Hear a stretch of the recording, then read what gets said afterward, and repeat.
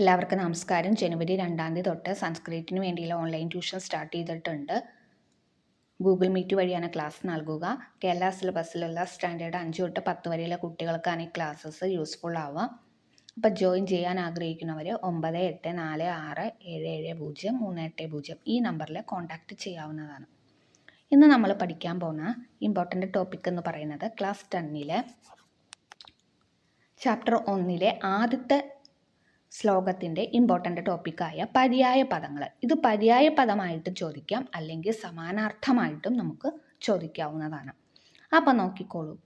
ഖഗഹ എന്ന് പറഞ്ഞാൽ പക്ഷി എന്നാണ് അർത്ഥം. അപ്പം ഖഗഹ എന്ന് പറഞ്ഞാൽ അതിൻ്റെ പര്യായ പദങ്ങൾ പക്ഷി, ദ്വിജഹ, പദത്രി, നീടജഹ. അടുത്തത് കുസുമം. കുസുമം പൂവ് എന്നാണ് അർത്ഥം. അതിൻ്റെ പര്യായ പദങ്ങൾ നോക്കൂ.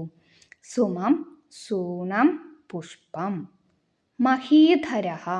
മഹീധരഹ പർവ്വതം എന്നാണ് അർത്ഥം വരിക. പർവ്വതഃ, ഭൂധരഹ, അജലഹ, ഗിരിഹി. അടുത്തത് കാനനം. കാനനം എന്ന അർത്ഥം എന്താ വരിക? കാട്. അപ്പം അതിൻ്റെ പര്യായ പദങ്ങൾ നോക്കൂ. വനം, വിഭിന്നം, അരണ്യം. ഇത്രയേ ഉള്ളൂ ഇമ്പോർട്ടൻ്റ് ടോപ്പിക്ക്. നന്നായി പഠിക്കുക. എന്തെങ്കിലും ഡൗട്ട് ഉണ്ടെങ്കിലോ അല്ലെങ്കിൽ എന്തെങ്കിലും അഭിപ്രായങ്ങളുണ്ടെങ്കിലോ കമൻറ്റ് ബോക്സിലൂടെ അറിയിക്കാവുന്നതാണ്.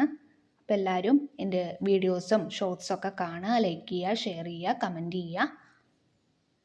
അതേപോലെ തന്നെ ജനുവരി 2 തൊട്ട് സംസ്കൃതത്തിന് വേണ്ടിയുള്ള ഓൺലൈൻ ട്യൂഷൻ സ്റ്റാർട്ട് ചെയ്തിട്ടുണ്ട്. ഗൂഗിൾ മീറ്റ് വഴിയാണ് ക്ലാസ് നൽകുക. കേരള സിലബസിലുള്ള സ്റ്റാൻഡേർഡ് 5 തൊട്ട് 10 വരെയുള്ള കുട്ടികൾക്കാണ് ഈ ക്ലാസ് യൂസ്ഫുൾ ആവുക. അപ്പോൾ ജോയിൻ ചെയ്യാൻ ആഗ്രഹിക്കുന്നവർ 9846770380 നമ്പറിൽ കോൺടാക്ട് ചെയ്യാവുന്നതാണ്. Okay, thank you.